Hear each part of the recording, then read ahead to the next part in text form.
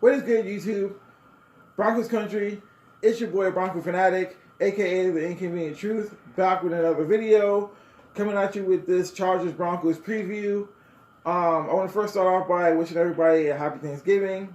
Hopefully, everybody enjoyed themselves and their families, had plenty of food, and enjoyed, football yesterday.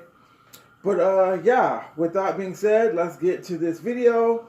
And I want to first start off with the injuries for both teams. Injury report. We're going to first start off with the Broncos. And yeah, Kareem Jackson, safety. He's dealing with a neck injury. He was DNP for the last 2 days. So it don't look like he's going to play unless something changes today. Bobby Massey, he's dealing with an ankle. He was limited the past 2 days. So he's up in the air. Same thing with running back Mike Boone, who's dealing with a hip. He was also limited. Shelby Harris, defensive end, ankle. He wasn't listed as, his status for practice wasn't listed for Wednesday, but he was limited on Thursday. And we'll see what happens today. I do anticipate him playing though. Baron Browning, he's dealing with a back. Linebacker, he was limited Wednesday and full on Thursday. So it looks like he's going to play. Defensive tackle Mike Purcell, he's dealing with a thumb. He was full participant both the last 2 days. Melvin Gordon, running back, shoulder. He's dealing with a shoulder injury. He was a full participant the last 2 days. Caden Stearns, our young stud safety, who will most likely will be filling in for Kareem Jackson. He's dealing with a shoulder injury. He was a full participant the last 2 days. Now, that's it for the Broncos injuries. Oh, yeah. Bradley Chubb. Bradley Chubb, he was a limited participant the last 2 days. It does seem like he's making good progress, and his arrow is up as far as, possibility of playing this game. He's a true 50-50 chance of playing. But the arrow is trending up with him, so we could see the return of Bradley Chubb this Sunday. Now, moving on to the Chargers, they got a lot more injuries than the Broncos do. Starting off with safety, Alohi Gilman, he's dealing with a quadricep, DNP the last 2 days. It don't look like he's playing. Trey Marshall, former Bronco safety, dealing with an ankle hip. DNP the last 2 days. Don't look like he's going to play. Cornerback Asante Samuel Jr., concussion, DNP the last 2 days. It looks like he's going to be out, and that's going to be a big blow to the secondary. DB Mark Webb, dealing with a knee. He was DNP the last 2 days also. Matt Filer, guard, ankle. He was limited on Wednesday, DNP on Thursday, so it looked like he had a setback. Steven Anderson, ankle, full participant. Tavon Coleman, cornerback, toe, full. Michael Davis, cornerback, hamstring, full. Justin Jackson, running back, quadricep, full. And it looks like Linval Joseph is going to be out because he's dealing with COVID. And I think 3 of their top defensive linemen are going to be out in this game. Jerry Tillery, Christian Covington, and Linval Joseph. So it looks like the top 3 defensive linemen are going to be out for this game, and they're all dealing with COVID. And last but not least, Kenneth Murray, ankle, full. So those are the injuries for both teams. Keys to the game. Let's start with the Broncos offense. We have to come into this game committed to running the ball. Okay, the Chargers are not good against the run. They're ranked dead last against the run. They're giving upwards of 30-plus yards, 130-plus yards a game. We have to come in here into this game and run the ball. We have to be committed to the run. We have to have a game plan similar to the one we had against Dallas, if not identical to the one we had against Dallas. Okay? Broncos fans know that the Broncos are a better team when they run the ball. How Pat Shermer doesn't know this, it boggles my mind. I don't get it. I don't understand it.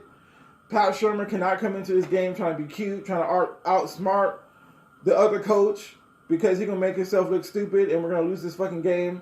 Okay, he cannot have Teddy Bridgewater throwing the ball 30, 35, 40 times a game because that is not a winning formula for the Denver Broncos. That is not conducive to us winning this game. Okay, between Javonte Williams and Melvin Gordon, we have to have upwards of 30 plus carries to win this game. We have to run the ball. Now, this game has to be a Javonte Williams game because I'm going to keep it a buck. I ain't going to hold you. I don't trust Melvin Gordon, okay, because that done Philly game. Okay, I'm still pissed off at Teddy for not attempting to make that tackle on Darius Slay. But it was Melvin Gordon's fumble that basically got the shit started. Okay, that whole play began with Melvin Gordon putting the ball on the carpet. And as of right now, I don't fully trust Melvin Gordon. Okay, so this has to be a Javonte Williams game. He has to get the bulk of the carries because he is our most explosive runner. And with the way he runs the ball, I know he can get us some chunk yardage. He can break one for 15, 20, 25 yards on any given carry. So this has to be a Javonte Williams game. And then late in the third, going into the fourth quarter, we can pound away with Melvin Gordon. We can pound him into mush, basically. Ground and pound him in the fourth quarter, have him suck and win, we have to use the high altitude to our advantage. And then off the running game, we set up play action. Okay, get the safeties cheating up, and then we go over the head with Jerry Jeudy, Tim Patrick, Cortland Sutton, get the tight ends involved. And, okay, this has to be a run-heavy game plan. Now, getting to the defensive side of the ball, we have to get pressure on Justin Herbert. Okay, we cannot let him sit back there in the pocket and get the pass game going. Okay, we have to dial up some pressures, mix coverages, disguise our looks, and we have to get after Justin Herbert. We cannot let him sit back there and get comfortable in the pocket because if he does, he's going to pick us apart. Plain and simple. I'm not really scared of the run game, but at the same time, we have to be mindful of their run game because if they can run it and throw it, it's not conducive to us winning this game, okay? We can't. No, we have to make them one-dimensional. We can't let them do both. We can't do what we did against Philly. Because Philly, they were able to run and pass. Okay, we can't have that happen against the Chargers because if we let that happen against the Chargers, we're going to get boat raced. So I think that's it for the keys to the game. Matchup to watch. As far as the matchup to watch, I'm going to go with the Broncos offensive line versus the Chargers defensive line. And the reason why is simple. Both teams are dealing with injuries. The Broncos are not going to have left tackle Garrett Bowles due to COVID. And our right tackle, Bobby Massey, he's still up in the air, dealing with ankle injury.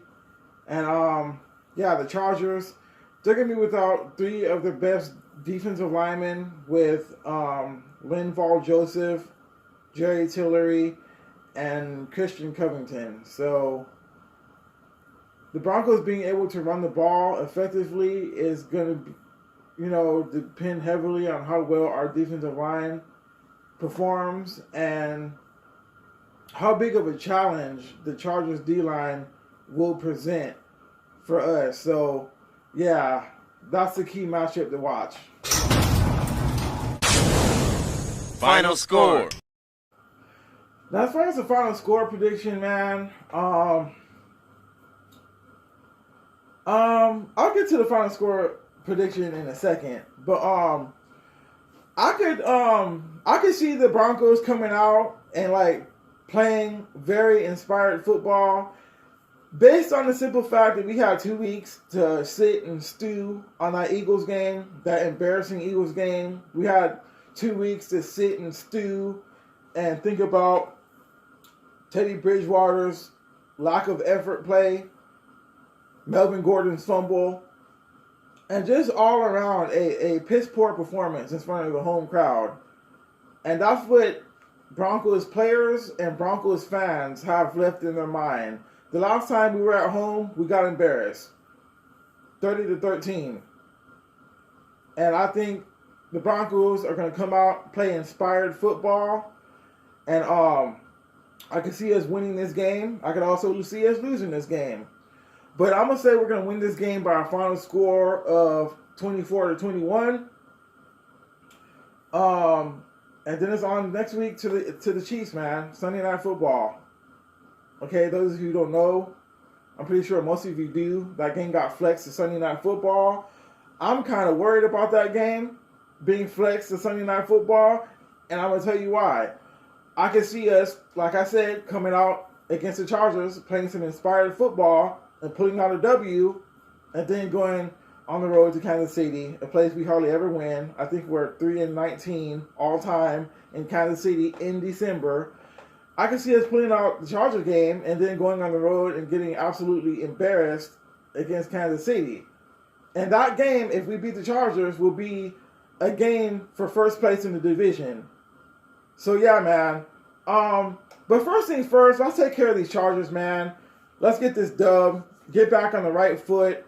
And I think that's going to be it for this video.